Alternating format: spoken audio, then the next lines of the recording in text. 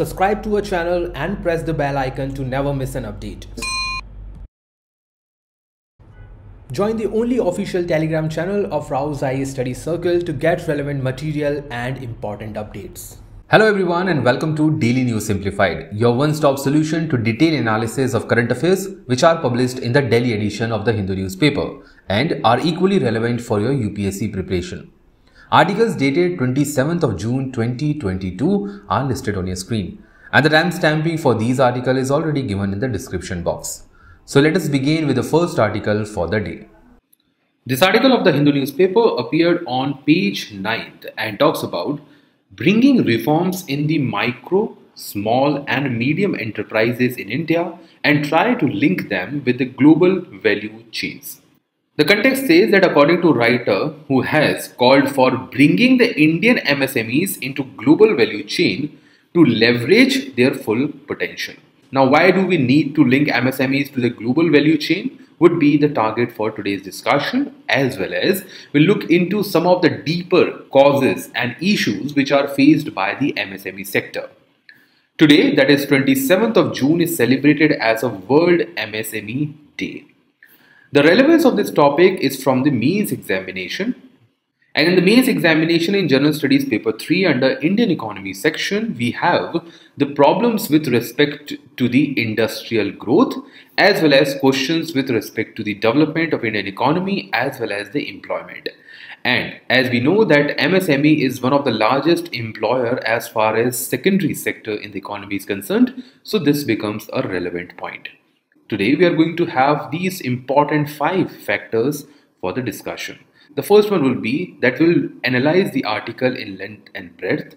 Then we will look into the significance of MSME sector in the Indian economy, issues which are faced by the MSMEs, solutions forwarded and also practiced by the government at various stages, and various other institutional initiatives taken in this regard. We'll also look into a task force and recommendations given by the other agencies. So let us begin the discussion with the basic classification of MSMEs.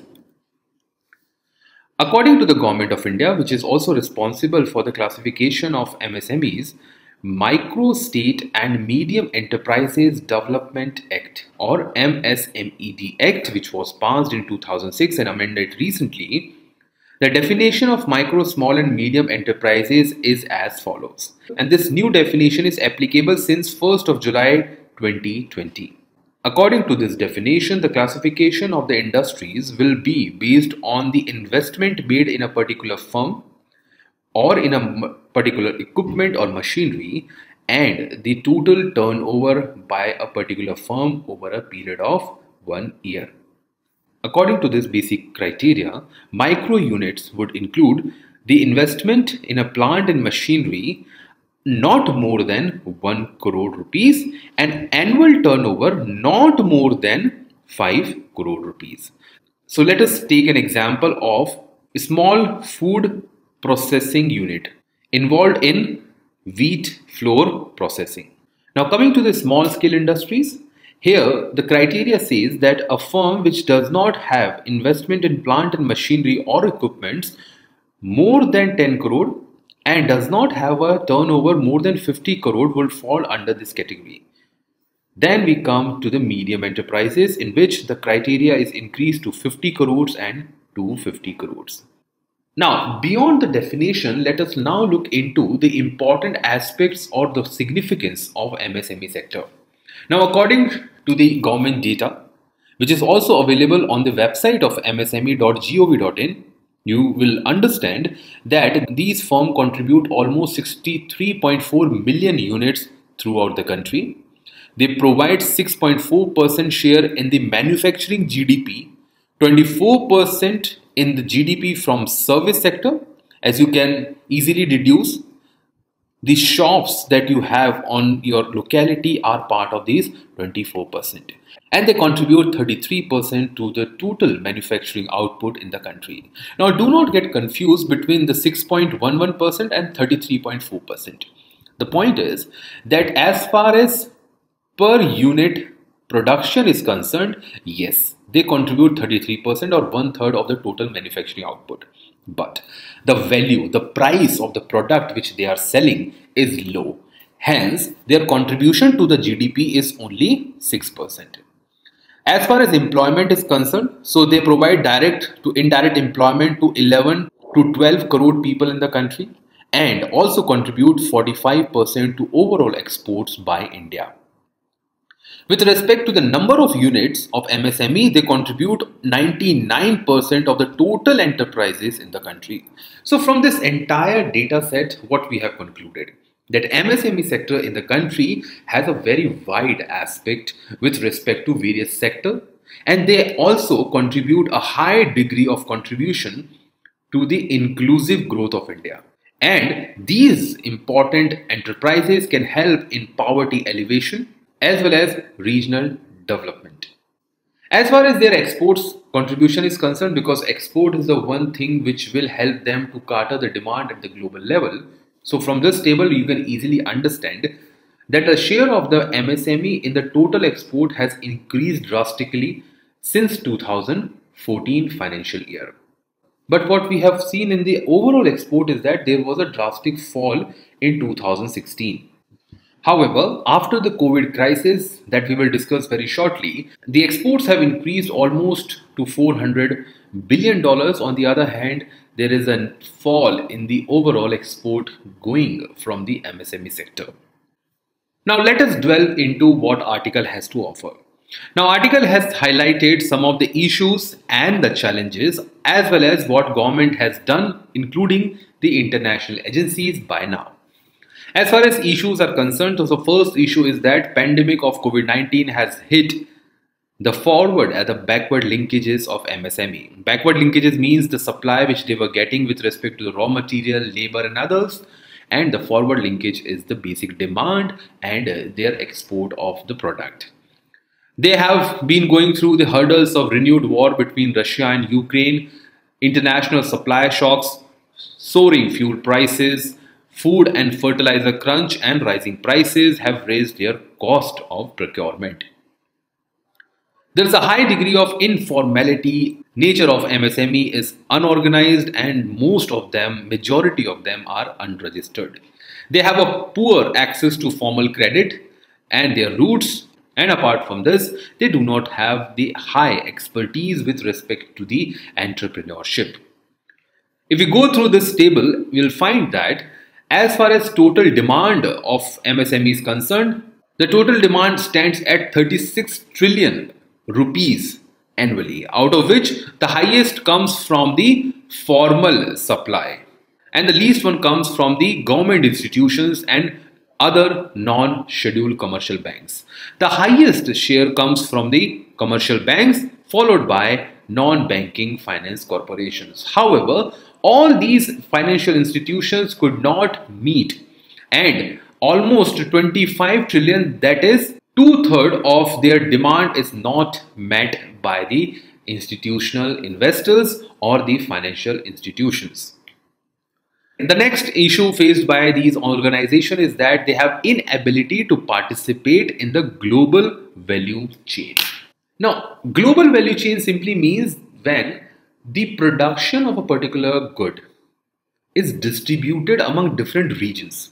Assume that a company is manufacturing a mobile phone, but the entire mobile phone is not manufactured in a single country, in a single city.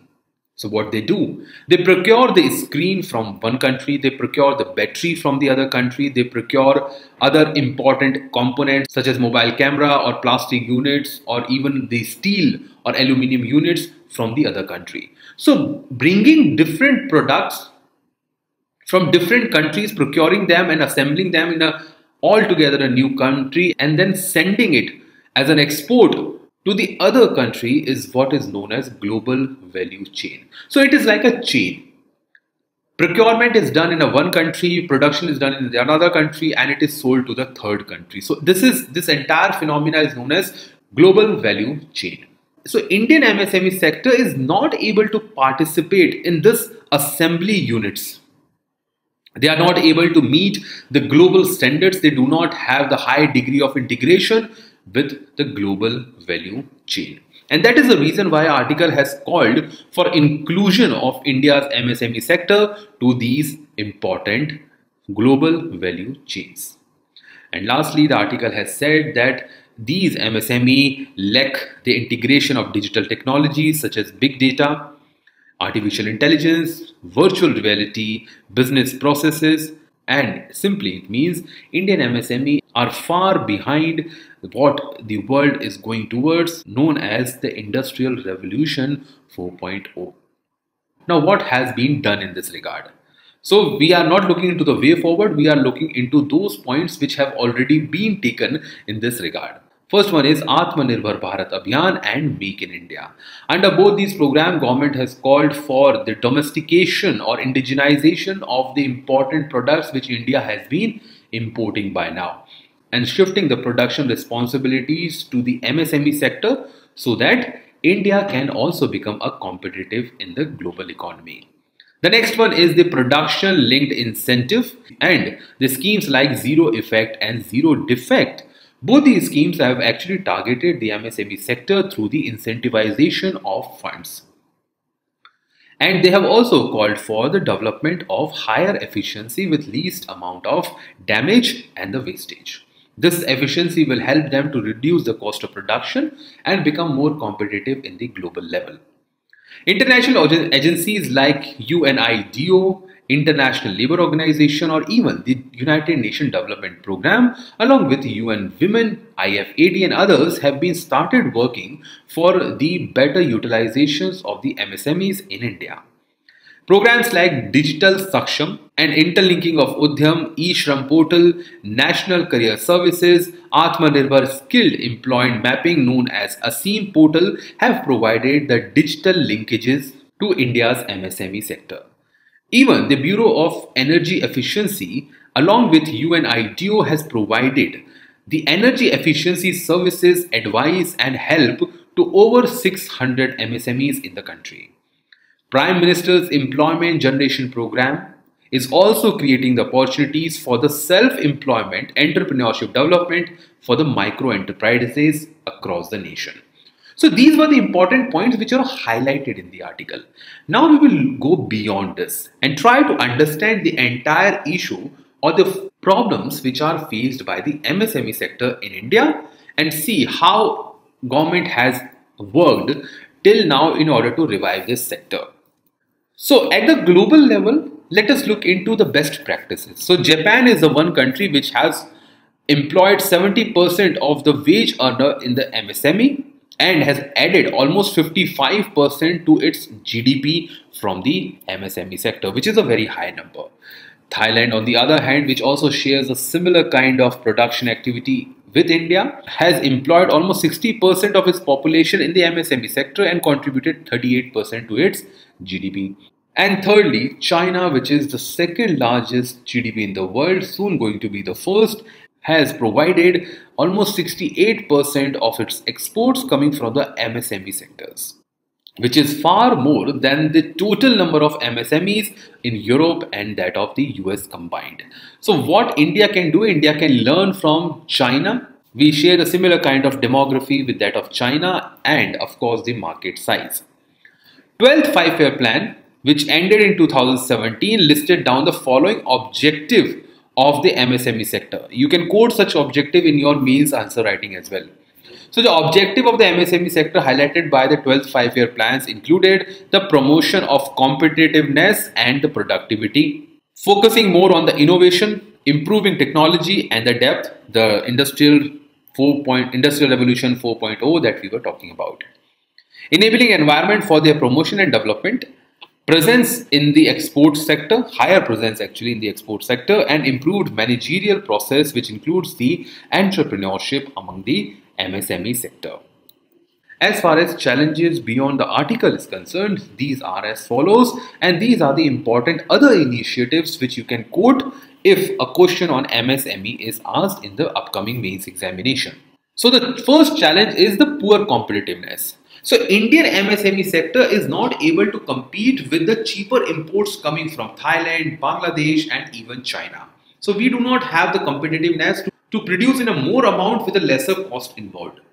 Then we have the IPR related issues. So whatever India is trying to produce or whatever the Indian MSME is trying to produce have one or the other IPR issues.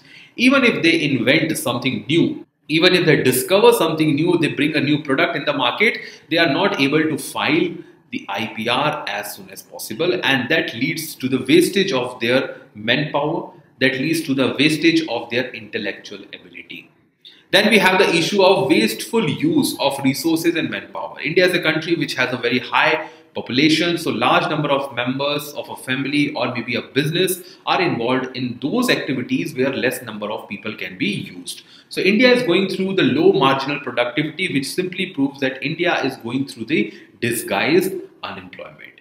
Then we have the issue of energy inefficiency and associated high cost. So once a firm produces anything in an inefficient manner, it increases the cost of production, which makes the firm less competitive in the international market. Then we have the problem of quality assurance and the certification. So most of the products which are developed in India are considered to be low standard in the international market. Apart from that, India's MSME products do not get easy certification and acceptance in the developed nations. Then these firms also go from the problem of standardization of the products. They have less approach towards marketing channels and they are finding it difficult to penetrate into the new markets. The definition of the MSME has not been revived frequently, and in the last 17 years it has only been updated twice. As far as important initiatives are concerned, so these are the important initiatives. You should remember at least 5 of them in order to quote in the mains examination. The first one is the National Manufacturing Competitive Program, which has specified 10 specific initiatives to increase the competitiveness. Limited Liability Partnership Act 2008 has provided for the corporatization of MSMEs. Udyami Mitra portal has been launched by the SIDBI for the better coordination. MSME Sambandh and MSME Samadhan are the two important schemes which are concerned with the public procurement as well as meeting the problems faced with respect to the delayed payment by the government to the MSME. Digital MSME schemes has been launched in order to provide the access to the IT services. Then we have the revamped Spurti, which stands for the scheme for the fund for regeneration of the traditional industries, especially targeting the artisan sector, especially those areas where we have the sick units in MSME sector. Then we have the scheme of Aspire, which is known as a scheme for promoting innovation and rural industries entrepreneurship, targeting the development of MSME sector in the rural areas. And lastly, we have the credit linked capital subsidy scheme that focus on the operation of upgrading technology in the MSME sector. So more or less whatever issues that was highlighted in the article and the add-on issues that we have added up in the discussion have already been met, or their demand has already been met by the important schemes run by the government. These are the other important schemes that have been taken up. So for the sense of social security of the employee, we have Jan Dhan account, provident fund and insurance. For the access to the marketplace, government e-marketplace is allowed, which provides for public procurement of MSME product by the government. We have technological upgradation centers that have been established at 100 new places. On ease of doing business, government has reduced the various labor laws as well as the regulations. On the point of access to credit, 59 minutes window has been opened to provide a loan up to 1 crore rupees through the online portal for these important units. Now these are the important suggestions which you can quote in the mains answer writing. The first one was given by the Task Force on MSME, which was created in 2009. These are the 3 important suggestions which they have given. The first one is the immediate policy measures taken both at the center and the state. Then the medium-term institutional measures should be provided, like we should have a separate ministry for MSME that has already been created. Then we have the separate departments, interlinking of the ministries, institutional credits targeting solely to the MSME sectors and others. And lastly, the suggestion was given that there should be a legal and regulatory structure to create a conducive environment for the entrepreneurship in the country. And that is the reason why government has launched schemes like Stand Up India and Startup India. On the other hand, we have an interministerial committee for accelerating the manufacturing in MSME. So this was actually targeting the manufacturing and not the service sector. And it has given the 4 important suggestions. First one is promotion to the startup that we have seen in the case of Startup India. Facilitating operation and the growth, closer and easy exit of sick units by the MSMEs, and regulations and labor laws should be simplified. So what we have learned in the entire discussion, that MSME sector have numerous issues, and over the period of time, government through the legal and the institutional status have tried to rectify most of these problems along with the schemes launched in this area. Then we have also looked into the important significance and what article has to offer. So with this discussion in place, now I will leave you with this question to practice. So this would be your question number 1 for today. Prelims related questions, try to solve it and do comment the answer in the comment box. Now I will leave you with this question to practice for the mains examination. You have enough content that we have discussed today. So go through the content and try to answer this question in 250 words with introduction, body part and conclusion with right number of words. With this discussion place, let us now move to the next article for the day. This article belongs to the part of data point which was published on page 9th of Delhi edition Hindu newspaper. The article actually talks about the data set. So such kind of articles often published in the Hindu newspaper on the second page of the editorial in the bottom part. So whenever such kind of articles are appeared and the important data with respect to the UPSC is there, we try to include that in the daily news simplified, and the same has been conducted today. So we are discussing this entire data point article with respect to the issue of fiscal position of the specific states in the country after the COVID-19. So the article says that the pandemic of COVID-19 has worsened the fiscal position of many states in the country. Now why it has happened? The first one is the declining tax revenue of the state. The second one is the higher side of the expenses, and these expenses are going towards the interest payment, pension payment, as well as the excessive administrative expenses. Then the third reason is the rising subsidy burden on the states. Now, all these 3 reasons have now increased the dependence of the states on this central transfer. Now, their domestic funds had dried down. So, what they are looking for? They are looking for funds to come from center, specifically the compensation on goods and service tax. The second outcome is that there is a sharp rise in the debt, overall debt of these states. And as you know that when the debt is high, the expenditure level of the state government in the future reduces. If the expenditure on the future is reduced from the government side, private sector is not encouraged to invest on its own. If both public and the private sector reduces their overall expenditure in the infrastructure, in the economy, social sector, production and others, it will ultimately lead to the falling GDP rate. As lower is the investment, as lower is the GDP. So the relevance of this article from the prelim pointer is that UPSC can ask question on the important data set they trend in the past few years, as well as these data are important to write a suitable answer in your General Studies paper 2 and General Studies paper 3. According to this article, states which are under the fiscal pressure are State of Rajasthan, Kerala, West Bengal, Bihar, Andhra Pradesh, Jharkhand, Madhya Pradesh, Uttar Pradesh and Haryana. So let us analyze all these important graphs and data one by one.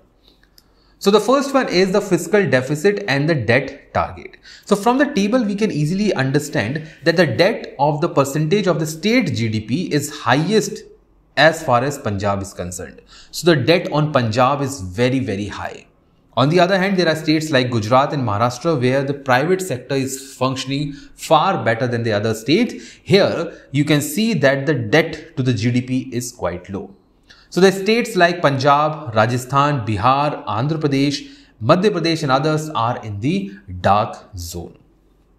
Then we have the issue of dependency or rising dependency on the central fund. Now from this graph you can easily see there are states like Bihar where the central transfer is as high as 75%. So only 25% of the revenue comes from the state's own sources. While there are states like Haryana where the central transfer constitute almost 25% of the total. So there is a drastic change in the 5-year average that has been taken with respect to 2017-18 to 2022. So this drastic difference in the state performance also lead to the further reduction in the growth of the particular state. And you can easily deduce from this table that there is a reason why Haryana is far more developed than that of Bihar. Now Bihar's own resources are very crunch, hence the state is finding it difficult to expand further. Then we come to the third position, that is higher revenue expenditure. There are states like Kerala which have a very high revenue expenditure over the total expenditure, which constitute almost 90%. When 90% of state's fund is going towards the revenue expenditure, you can easily imagine how much funds are left with the states like Kerala, Punjab or West Bengal to spend on capital expenditure. If these states are busy in paying the salaries, if these states are busy in paying the subsidies, if these states are busy in paying the pensions, transfer payment up to the extent of 90%, they will have least amount of funds to spend on the infrastructure development and the further development of their specific states. While there are other states like Uttar Pradesh which have a low ratio of 82%, that is the other 18% might have been spent on the capital expenditure. And lastly, we come to the poor capital outlay. So these are the states which have a very low capital outlay as far as infrastructure development or acquiring assets are concerned.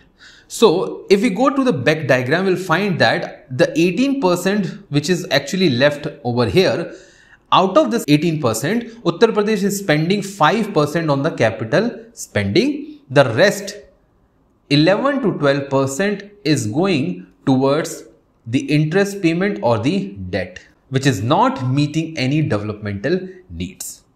So it's states like Punjab, Kerala, they have a very high ratio of spending. Now you must be wondering that how Kerala, which has left only 10% of the total spending, now is spending over 12%. The extra 2% comes from borrowing, which is taken against the interest payment. So states like Kerala and Punjab in the future might have higher interest payment because their borrowings are very high. With this discussion in place, now we will move to the next article for the day. This article of the Hindu newspaper appeared on page 14th and talks about the recent initiative taken by the government of Himachal Pradesh to buy back the single-use plastic. Now, central government has recently decided to ban the single-use plastic from July 1st. And a hill state like Himachal Pradesh is all set to kickstart a scheme in the schools and the colleges to purchase the single-use plastic item from the students and also instill the sense of environmental preservation by catching them at young age. Now, students under this scheme will be encouraged to bring the single-use plastic items from their homes and deposit the same with the school, and they will be paid 75 rupees per kilogram by the government against the plastic. Now, what government will do with the plastic? Government will try to construct the bitumen roads using the same plastic.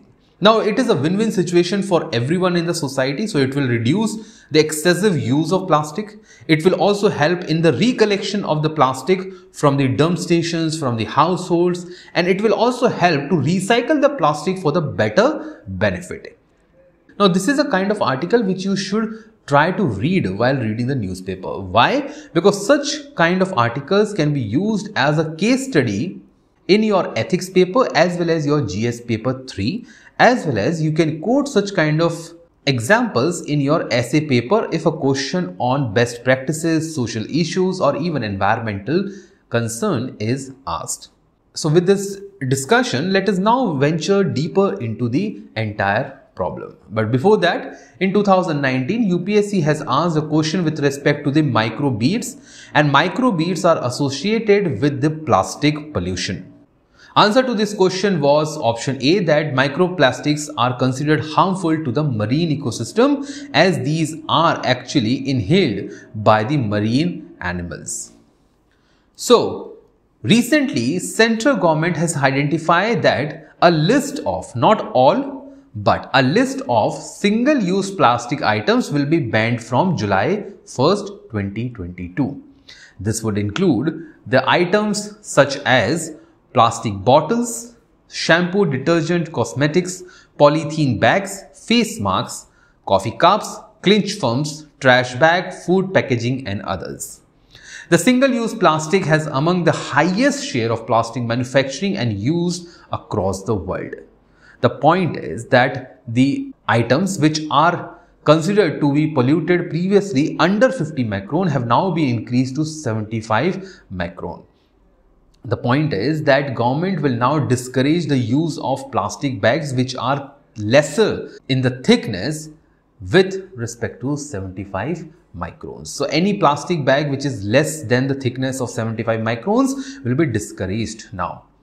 According to a report published in 2021 by Mindro Foundation, single-use plastic accounts almost a third of globally production of plastic, and 98% of the single-use plastic is produced by fossil, that is not recycled one. So the plastic bag, polythene bag which you are using right now at your household, at your other important daily routine is not the recycled one.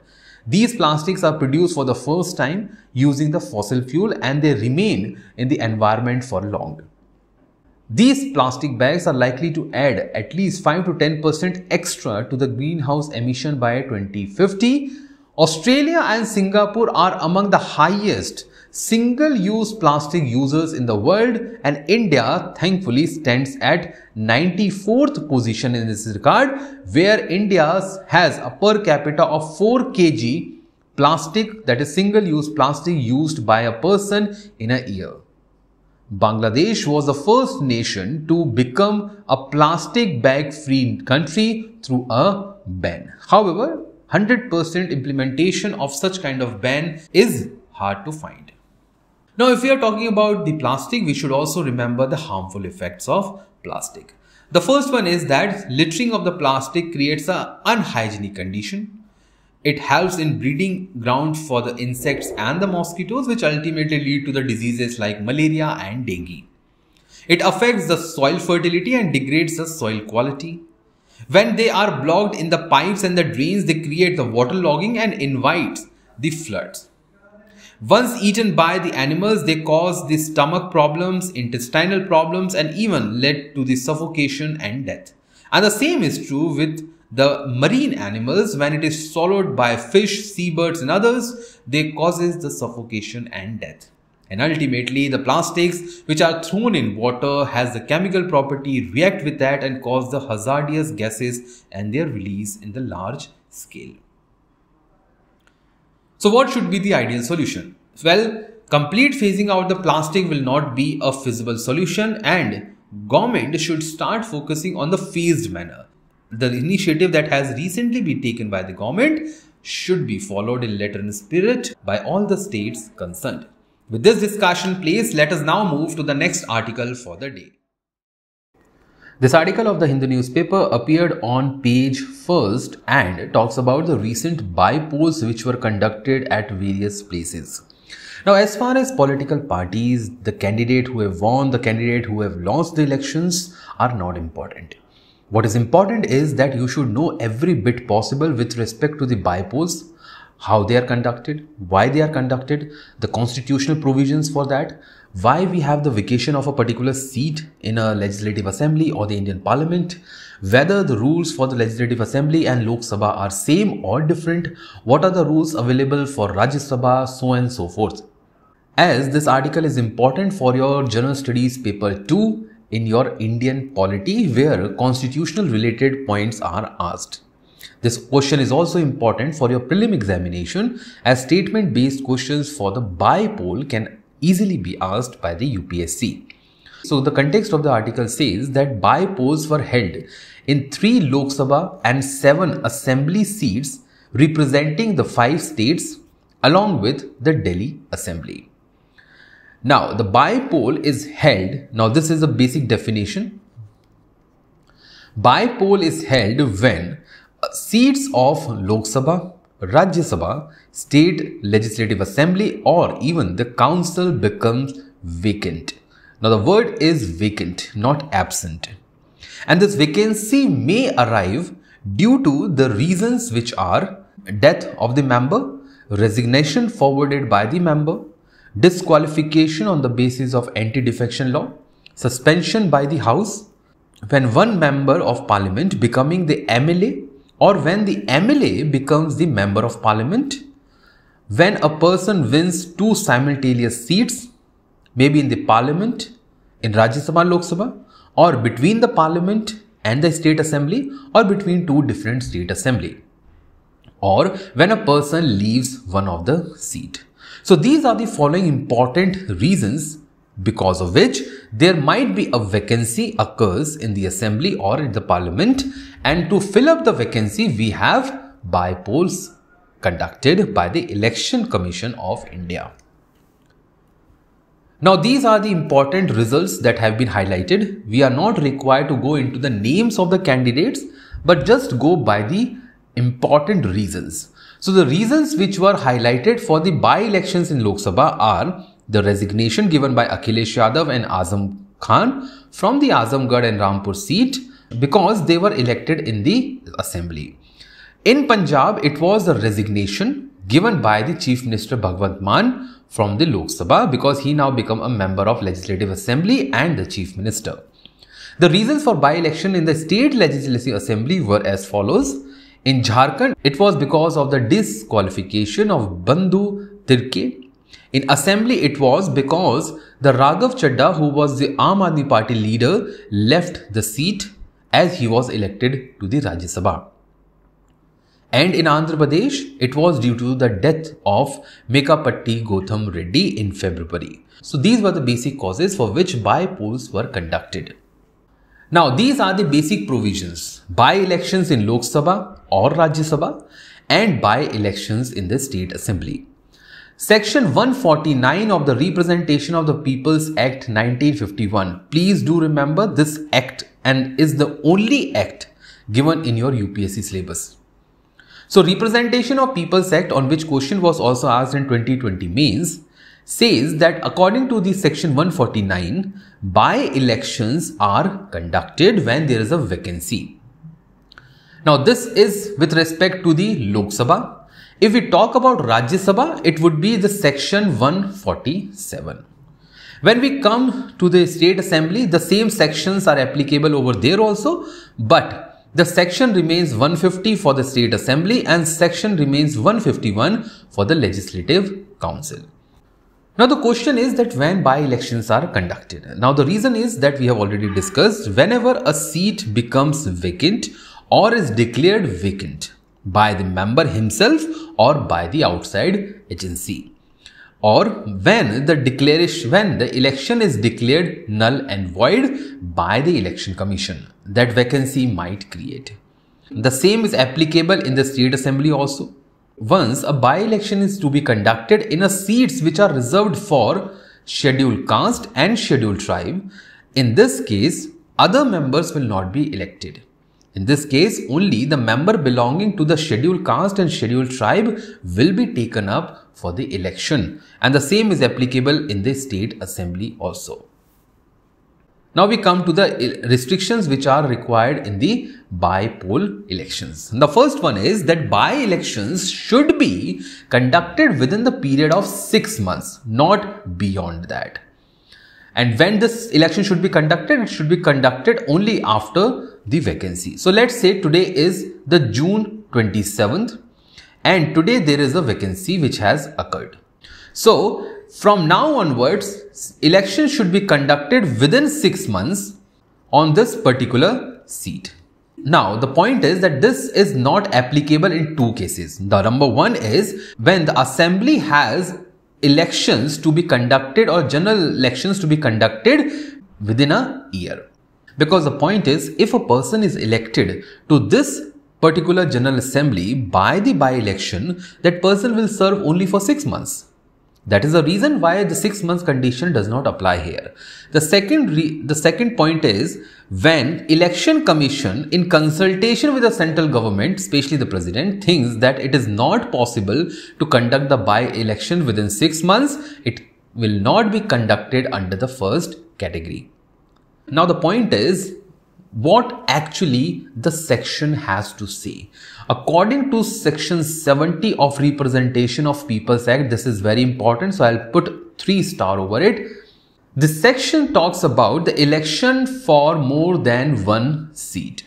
Now please do remember, such kind of provisions are already there in the legal perspective of India's governance, that a person can get contested from more than one seat. So if a person is fighting for, let's say, Lok Sabha election, he can stand for 2 seats. Narendra Modi, the Prime Minister of India, stood or contested from 2 seats, one in Uttar Pradesh and one in Gujarat. So what are the provisions for this?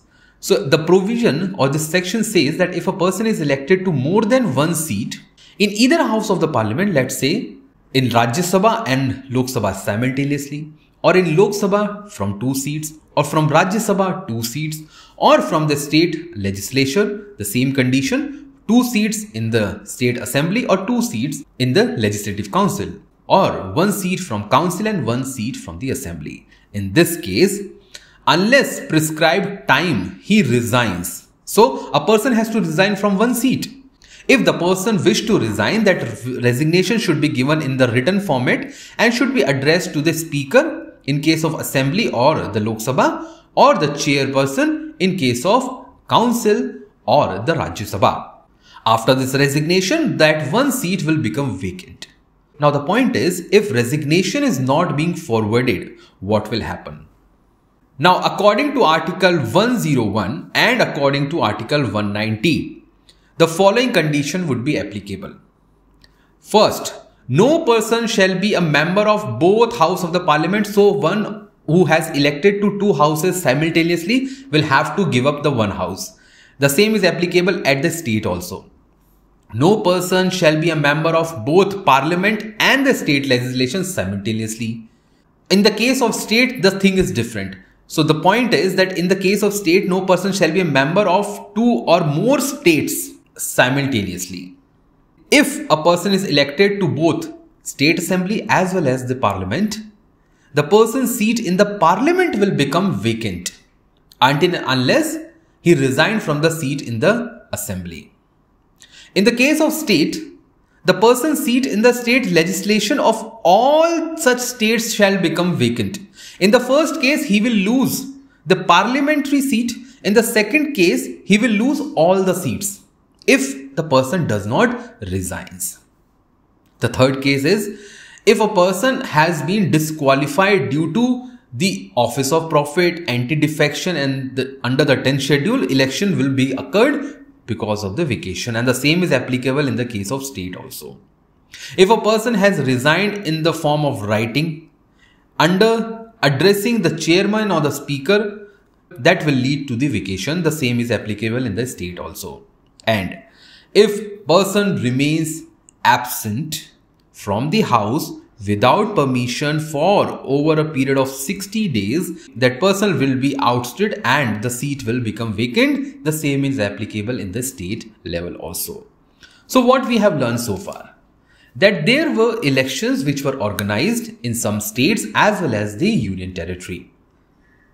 These elections were organized because the seats were lying vacant. The seats were lying vacant because of the various reasons, and we have thoroughly discussed all these reasons given from the Representation of People's Act as well as the Constitution of India. Now do remember, do revise all these points. There is very high likelihood that by-elections could be asked by the UPSC in the upcoming mains examination or the next year's prelim examination. With this discussion in place, now I will leave you with this question to practice. So this would be your question number 2. Do comment on the right answer in the comment box. Let us now move to the last article for the day. This article of the Hindu newspaper appeared on page 7 and talks about the importance of Amaranthus plant. The farmers in Mysore have been reviving the cultivation of traditional crops which are categorized under the heading of Amaranthus. Now, from the perspective of UPSC examination, especially the prelim examination, all the articles which have been occurring in the newspaper with respect to the biodiversity are important. Previously, they have asked questions with respect to the important plant species, important animal species which were there in the news article for various reasons. So going by the same logic, we'll also look into the aspect of Amaranthus for today's discussion.